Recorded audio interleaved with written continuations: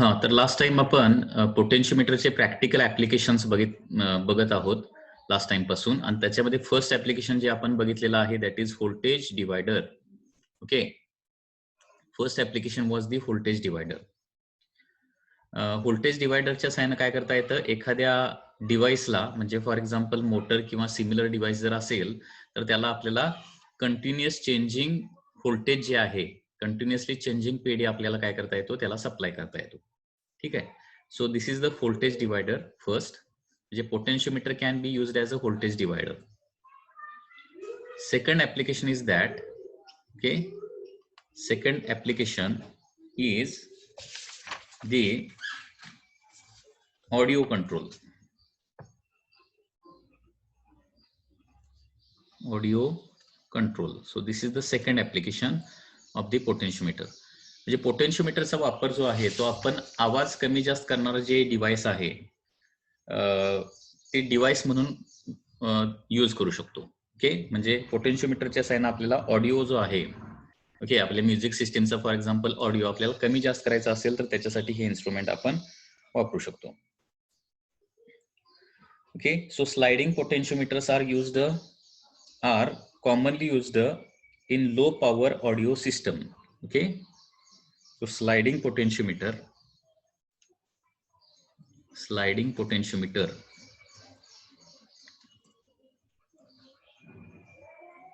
is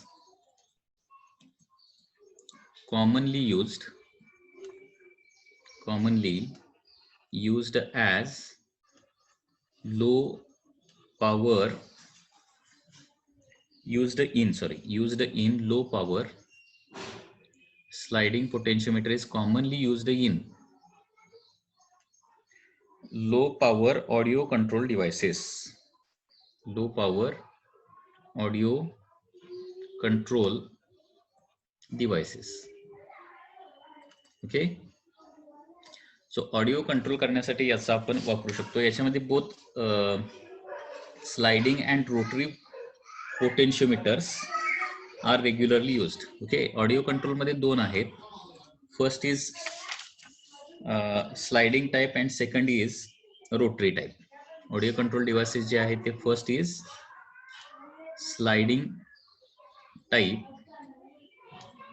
that is sliding type म्हणजे linear असतं ते, linear. And second is rotary type.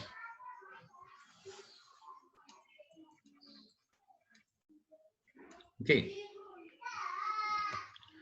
आणि हे दिसायला या पद्धतीने असणार आहे, लक्षात घ्या. ऑडिओ कंट्रोल नॉब जो आहे याला नॉब असं म्हणतो. This is called as audio control knob. Okay.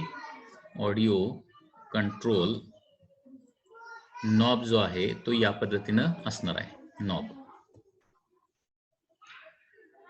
Like दिस. आणि याचं इंटरनल कन्स्ट्रक्शन जर बघायचं झालं तर इंटरनल कन्स्ट्रक्शन जे आहे ते या पद्धतीने असणार आहे. It is like this.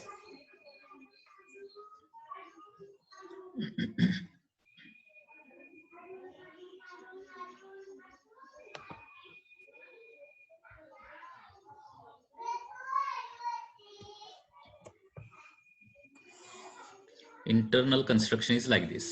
Okay. म्हणजे आता बघा, हा ज्यावेळी नॉब मी रोटेट करणार, फिरवणार, त्यावेळी काय होणार आहे, हा जो स्लाइडर आहे this is the rotary slider. इथं जो दिसतोय ना हा रोटरी स्लाइडर आहे, रोटरी स्लाइडर. ओके.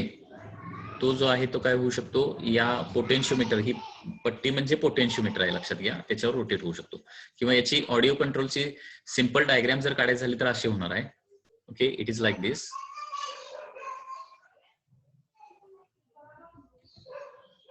तर या पद्धतीने एक सर्क्युलर पोटेन्शियोमीटर वायर असेल. This is a potentiometer wire. Okay. This is potentiometer wire AB. ही रेझिस्टन्स वायर असणार किंवा पोटेन्शियोमीटर वायर, पोटेन्शियोमीटरची काय असू शकते, ही स्ट्रिप देखील असू शकते. Okay. So this is connected to the input voltage, input audio. This is connected to input audio from system. Music system जे आहे ते म्युझिक सिस्टमचे जे काय इनपुट जे आहे ते ए आणि बी या दोन टोकाला दिलेलं असणार आहे आणि इथं काय असणार आहे, there is a slider like this, rotary slider is there. हा याच्यावर काय होऊ शकतो, स्लाइड होऊ शकतो. This is connected to the knob which can rotate like this. Okay, आता इनपुट जे आहे ते ए आणि बी ला दिलंय, तर आउटपुट असणार आहे तुमचा जो स्पीकर असेल. Suppose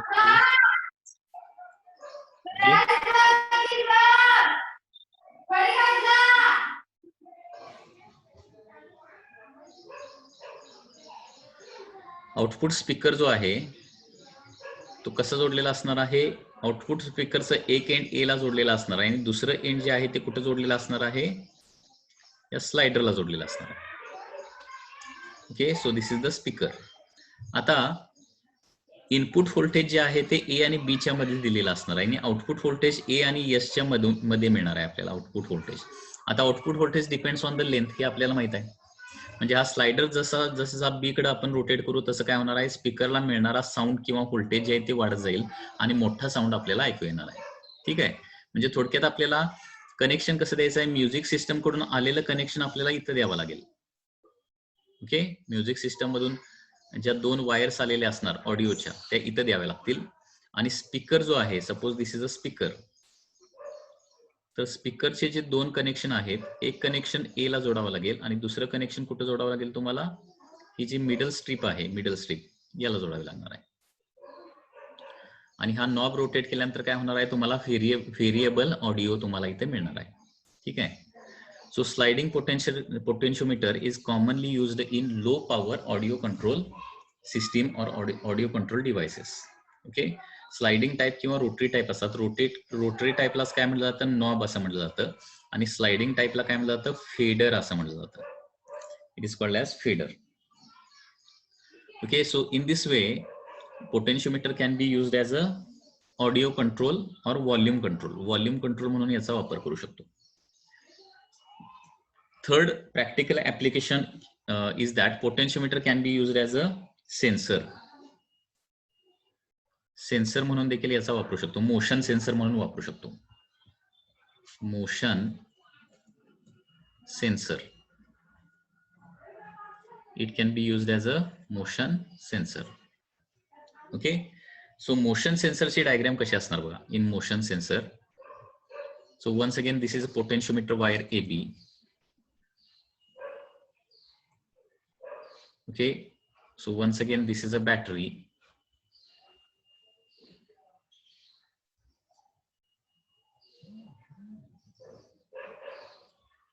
which is going to provide certain voltage here. Okay, and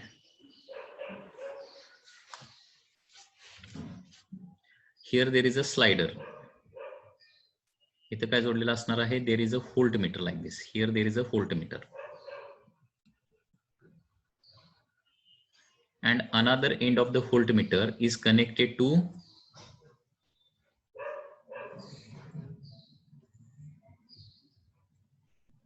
हा इन अँड आउट, हा इकडे तिकडे मूव्ह होऊ शकतो. This is connected to a slider like this. Okay, so this is moving part आहे, दिस इज मुव्हिंग पार्ट. आता बघा, हा मुव्हिंग पार्ट राईटला किंवा लेफ्टला जर सरकला तर ऑटोमॅटिकली हा स्लाइडर पोटेन्शियोमीटर वायरवर काय होणार आहे, लेफ्ट किंवा राईटला सरकणार आहे आणि त्याच्यामुळे काय होणार आहे, व्होल्टमीटरचं डिफ्लेक्शन इथं काय होणार आहे, कमी जास्त होणार आहे. म्हणजे हा जो स्लाइडर कंटिन्युअसली बी कडे जाईल तसं व्होल्टेज काय होणार, वाढत जाणार. म्हणजे इथलं डिफ्लेक्शन व्होल्टमीटरचं वाढत जाणार आहे आणि यस जसा ए कडे येईल तसं काय होणार आहे, डिफ्लेक्शन कमी होणार आहे. सो हे जे डिफ्लेक्शन जे आहे ते आपण काय करू शकतो, या मुव्हिंग पार्टला हा स्लाइडर जोडल्यामुळे व्होल्टमीटरचं डिफ्लेक्शन कमी जास्त होऊ शकतं आणि या व्होल्टमीटरचं काय करावं लागतं, आपल्याला कॅलिब्रेशन करावं लागणार. ओके, व्होल्टमीटरचं आपल्याला कॅलिब्रेशन करावं लागणार आहे. कॅलिब्रेशन म्हणजे काय, इथं व्होल्टची स्केल काढून टाकून इथं मीटर किंवा मिलीमीटरची स्केल टाकायला पाहिजे. ठीक आहे, म्हणजे फॉर एक्झाम्पल एक्झॅक्टली 1 मिलीमीटरनं मूव्ह करायचं, कितीनं डिफ्लेक्ट होतोय बघायचं आणि त्याला 1 मीटर मार्क करायचं अँड या पद्धतीनं स्केल कॅलिब्रेट केल्यानंतर हा मुव्हिंग पार्ट किती MM न पुढे किंवा पाठीमागे सरकला हे आपण काय करू शकतो, फाइंड आउट करू शकतो. सो मोशन सेन्सर मध्ये काय केलं जातं, the slider of the potentiometer is connected to the moving part. Okay, so याच्यामध्ये काय असणार आहे, the slider of potentiometer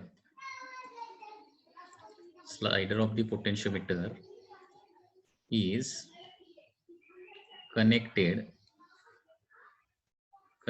to moving part. Okay, slider of the potentiometer is connected to the moving part of the machine. Okay,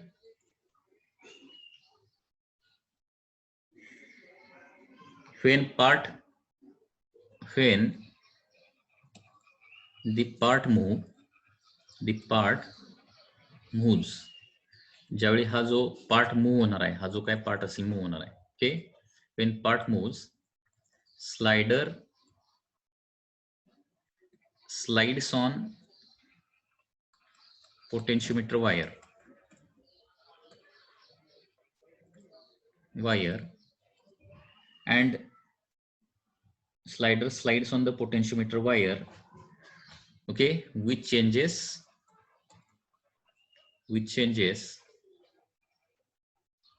deflection of the voltmeter.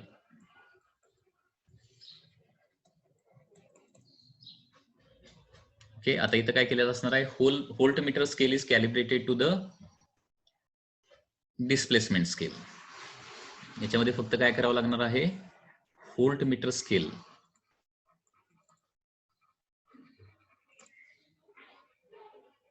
is calibrated to displacement scale and it can be used as a motion sensor. Okay, आता इथं linear motion देखील आपण major करू शकतो किंवा rotational motion major करायचं असेल तर आपल्याला काय करावं लागेल, रोटरी पोटेन्शियोमीटर यूज करावं लागेल. लाईक दिस, किती अँगल मध्ये रोटेशन झालेलं आहे हे मेजर करायचं असेल आपल्याला तर काय करावं लागेल, रोटरी पोटेन्शियोमीटर यूज करावं लागणार आहे. आणि लिनियर मोशन जर आपल्याला मेजर करायचे असेल तर हा स्लाइडिंग पोटेन्शियोमीटर यूज करावा लागेल. म्हणजे पोटेन्शियोमीटरचे थोडक्यात दोन टाईप होऊ शकतात, एक म्हणजे स्लाइडिंग पोटेन्शियोमीटर, लिनियर पोटेन्शियोमीटर, आणि लिनियर म्हणजे sliding potentiometer and the rotary potentiometer. Okay, so these are the practical applications of the potentiometer. And last part of this chapter, okay, part of the chapter is thermoelectric effect, which is also called as Seebeck effect. Thermoelectricity, next part that we are going to study, thermoelectricity.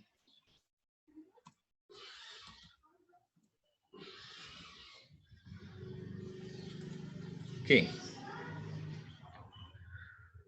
thermoelectricity. So thermoelectricity म्हणजे काय, it is nothing but the conversion of heat into electricity or electricity into the heat.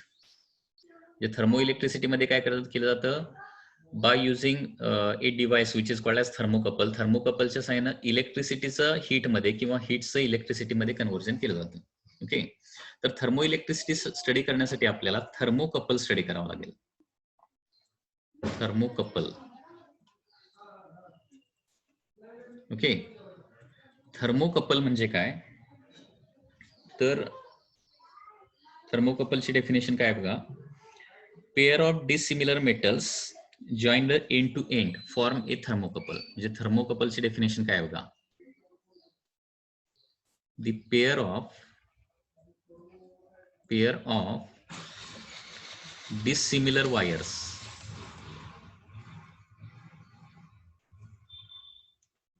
joined end to end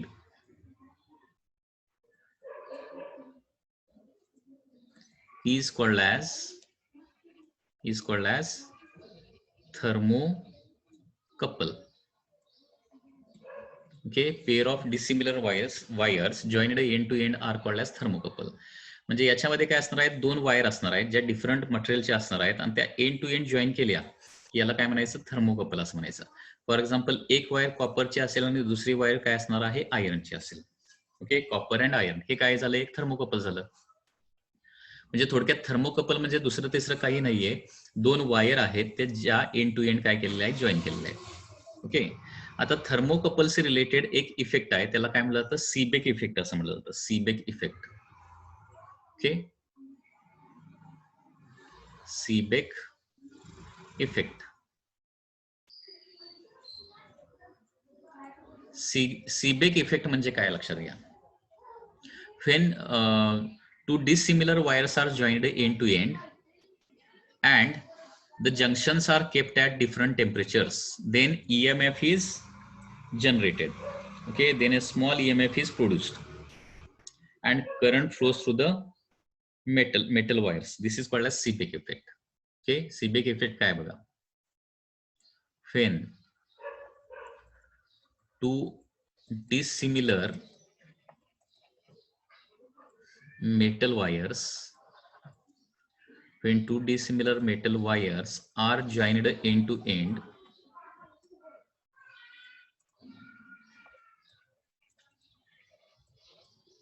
and they are kept at different temperatures and the junctions are kept when two dissimilar metal wires are joined end to end, and if junctions are kept at different temperatures,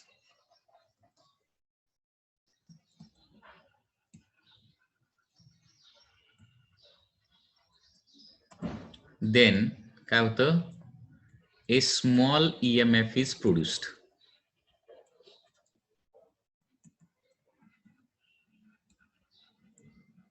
Okay, so this effect is discovered by scientist Seebeck. हा जो effect आहे तो Seebeck या सायंटिस्टने डिस्कवर केलेला आहे आणि म्हणून याला काय म्हटलं जातं, सीबेक इफेक्ट असं म्हटलं जातं. This is called as Seebeck effect. याला काय म्हणतो आपण, सीबेक इफेक्ट. म्हणजे बघा, for example, this is a copper wire and this is, समजा इथे एक छोटासा आपण काय लावला, व्होल्ट मीटर लावला किंवा गॅल्व्हन मीटर लावला. दिस इज गॅल्व्हन मीटर. ठीक आहे. आणि ही पहिली जी आहे ती कॉपर वायर आहे आणि दुसरी जी आहे ती आयर्न वायर आहे. Okay, there are to dissimilar wires आणि याचे जंक्शन म्हणजे जिथं हे दोन्ही वायर जॉईन केलेले आहेत ते काय करायचे, डिफरंट टेम्परेचरला ठेवायचं. म्हणजे फॉर एक्झाम्पल, एक काय केलं आपण, हे सपोज काय असेल, हॉट जंक्शन असेल आणि हे काय असेल, कोल्ड जंक्शन असेल.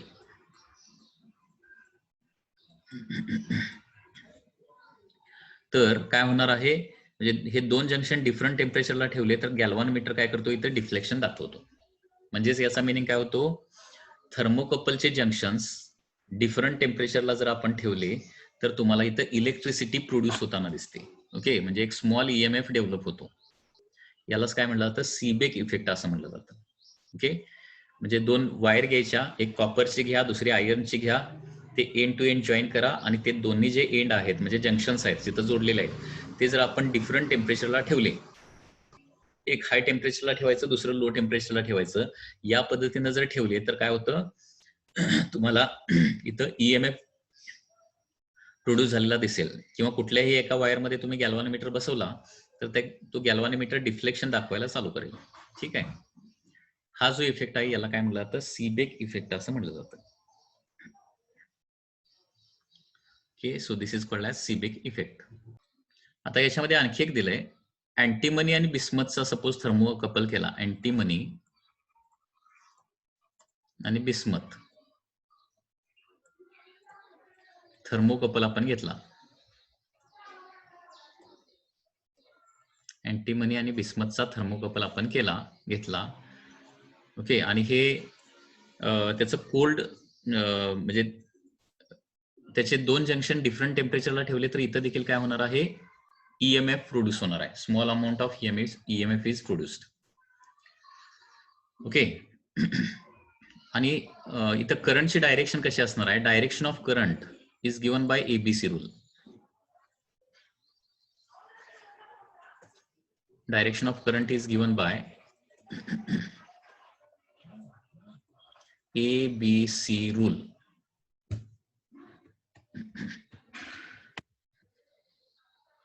ABC rule. हा आता एबीसी रूल काय आहे बघा. डायरेक्शन ऑफ करंट काय असणार आहे, antimony to bismuth through cold junction असणार आहे. त्याला एबीसी रूल असं म्हणायचं. म्हणजे फॉर एक्झाम्पल या पद्धतीनं सपोज हा थर्मोकपल असेल, हा अँटीमनी असेल आणि हा बिस्मथ असेल. ठीक आहे. आणि सपोज हा हॉट जंक्शन आहे आणि हा का आहे, कोल्ड जंक्शन आहे. तर फक्त अँटीमनी बिस्मथलाच हा एबीसी रूल आहे. तर करंट जो आहे तो कसा फ्लो होतो, म्हणजे करंटची डायरेक्शन किंवा ईएमएफ ची डायरेक्शन कशी असणार आहे, कोल्ड जंक्शनला ए टू बी म्हणजे अँटीमनी टू बिस्मथ अशी डायरेक्शन असणार आहे. म्हणजे या डायरेक्शन करंट सर्किटमध्ये काय होणार आहे, डेव्हलप होणार आहे. लक्षात येते. This is called as ABC rule. Antimony bismuth जर थर्मोकपल असेल तर. आणि इथं थर्मो इलेक्ट्रिक ईएमएफ किती डेव्हलप होणार आहे. Okay, so EMF produced here is given by formula E is equal to alpha into T plus half beta T square. Okay, where T is the temperature of काय असणार आहे, where capital T म्हणजे temperature of hot junction असणार आहे. Temperature of hot junction. Okay, this is formula for EMF produced when cold junction is at 0 degree Celsius. Okay, 0 degree Celsius. म्हणजे लक्षात घ्या, cold junction जर 0 डिग्री सेल्सिअसला ठेवला आणि हॉट जंक्शन जर कॅपिटल टी टेम्परेचरला ठेवला तर ईएमएफ प्रोड्यूस काय असणार आहे, alpha T plus half beta T square. आणि इथं अल्फा आणि बीटा काय असणार आहेत, these are thermo electric constant. Alpha आणि बीटाला काय म्हणलं जातं, थर्मो इलेक्ट्रिक कॉन्स्टंट असं म्हणलं जातं. Alpha and beta are called as thermo electric constant. हे थर्मोकपल टू थर्मोकपल काय होणार आहे, चेंज होणार आहे. ते एक्सपेरिमेंटली डिसाइड करायला लागतील. Thermo electric constants. ओके, आता या थर्मोकपलचा वापर मग कशासाठी, कारण ऍक्च्युली हीटचं इलेक्ट्रिसिटीमध्ये कन्व्हर्जन होतंय, परंतु प्रोड्यूस झालेला जो ईएमएफ आहे तो प्रॅक्टिकल ऍप्लिकेशनसाठी आपण वापरू शकत नाही, म्हणजे एखादा बल्ब किंवा एखादी सिस्टम रन करायला. परंतु याचा वापर आपण टेम्परेचर मेजरमेंटसाठी चांगल्या प्रकारे करू शकतो. Okay, so cold junction normal टेम्परेचरला ठेवायचं आणि हॉट जंक्शन जे आहे ते कुठं ठेवायचं आहे, ज्याचं टेम्परेचर मेजर करायचं आहे त्याला टच करायचं. ओके, आणि या सर्किटमध्ये काय करायचं आहे, गॅल्व्हॅनोमीटर बसवायचं आहे. मग हॉट जंक्शनचं टेम्परेचर जसं वाढत जाईल तसा ईएमएफ देखील वाढत जाणार, आणि जसा ईएमएफ वाढत जाईल तसं काय होणार आहे, गॅल्व्हॅनोमीटरचं डिफ्लेक्शन वाढत जाणार. आणि गॅल्व्हॅनोमीटरची स्केल फक्त काय करायची, टेम्परेचर स्केलला कॅलिब्रेट करायची. म्हणजे टेम्परेचर मेजरमेंटसाठी याचा मोस्टली उपयोग होतोय. It is used mostly for temperature measurement. Okay, Seebeck इफेक्टचा जो उलटा इफेक्ट आहे त्याला काय म्हटलं जातं, पेल्टियर इफेक्ट हे म्हटलं जातं. बुकमध्ये दिलेलं नाहीये ते, पण मी तुम्हाला पेल्टियर इफेक्ट म्हणजे काय असतं ते सांगतो. पेल्टियर इफेक्ट बघा, सीबेक इफेक्टचा reverse effect which is discovered by scientist Peltier and therefore it is called as Peltier effect. तर पेल्टियर इफेक्ट मध्ये काय होतंय बघा, उलट होतंय. म्हणजे एक आपण थर्मोकपल सपोज घेतला लाईक दिस, आणि याच्यामध्ये गॅल्व्हॅनोमीटरच्या ठिकाणी सपोज मी एक बॅटरी लावली, तर एका जंक्शनला काय होते, एक जंक्शन कोल्ड होतो ऑटोमॅटिकली आणि दुसरा जंक्शन काय होतो, हॉट होतो. ओके, म्हणजे एक जंक्शन जो आहे तो हीट ऍब्सॉर्ब करतो आणि दुसरा जंक्शन जो आहे तो हीट काय करतो, इमिट करतो. म्हणजे थर्मोकपल मध्ये आपण गॅल्व्हॅनोमीटरच्या ठिकाणी बॅटरी जर लावली तर काय होतं, आता फॉर एक्झाम्पल हे आपल्याला फ्रीज प्रमाणे काम होऊ शकते. फ्रीज प्रमाणे म्हणजे जिथली हीट काढून टाकायची आहे तिथं तो कोल्ड, म्हणजे ज्या जंक्शन मध्ये हीट ऍब्सॉर्ब केली जाते तो जंक्शन जिथली हीट काढून घ्यायची आहे तिथं ठेवायचा, आणि जिथं हीट म्हणजे सराउंडिंग मध्ये रिजेक्ट करायची आहे तो जंक्शन काय करायचा, बाहेर ठेवायचा. ओके, आणि ही बॅटरी ऑन केल्यानंतर काय होणार आहे, कोल्ड जंक्शनला हीट ऍब्सॉर्ब केली जाते आणि हॉट जंक्शन मधून हीट बाहेर टाकली जाते. याला पेल्टियर इफेक्ट असं म्हटलं जातं. पेल्टियर इफेक्ट जो या बुक मध्ये दिलेला नाहीये. सो सीबेक इफेक्टचा रिव्हर्स इफेक्ट कुठला आहे? Peltier effect. सीबेक इफेक्ट म्हणजे काय? थर्मोकपलचे जंक्शन डिफरंट टेम्परेचरला ठेवले तर काय होतंय? थर्मोकपलचे जंक्शन डिफरंट टेम्परेचरला ठेवले तर काय होतं? ईएमएफ प्रोड्यूस होतो, ज्याला सीबेक इफेक्ट म्हणायचं. आणि थर्मोकपलला ईएमएफ आपण दिला, बाहेरून ईएमएफ आपण सप्लाय केला, सेल जोडला, तर काय होणार आहे? एक जंक्शन ऑटोमॅटिकली कोल्ड होतं आणि दुसरं जंक्शन ऑटोमॅटिकली हॉट होतं. म्हणजे याचाच मिनिंग असा होतो की एका जंक्शनला हीट ऍब्सॉर्ब केली जाते आणि दुसऱ्या जंक्शन कडून ती हीट काय केली जाते? बाहेर रिलीज केली जाते. म्हणजे थर्मो इलेक्ट्रिक कुलिंग जे आहे, थर्मो इलेक्ट्रिक कुलिंग प्रोड्यूस करण्यासाठी आपण पेल्टियर इफेक्टचा वापर करू शकतो. Peltier effect can be used. तर अशा प्रकारे हा सीबेक इफेक्ट आणि पेल्टियर इफेक्ट आहे. लक्षात आलं का बघा? सीबेक इफेक्ट आणि Peltier effect.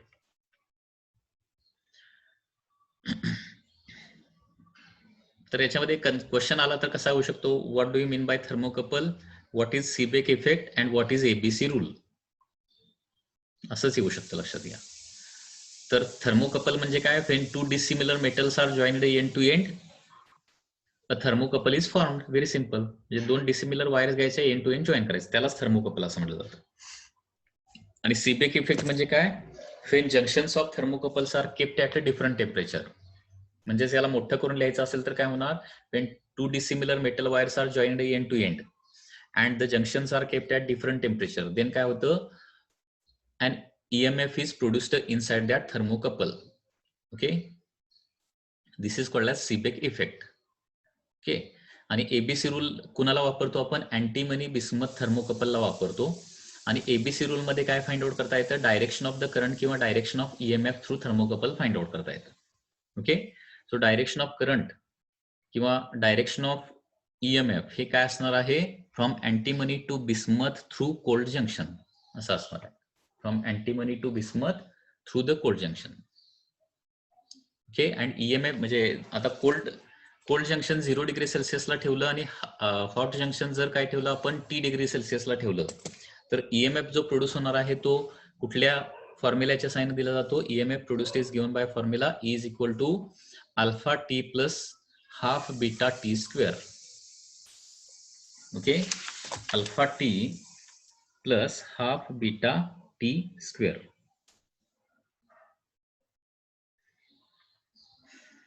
Where T is the temperature of the hot junction. Okay,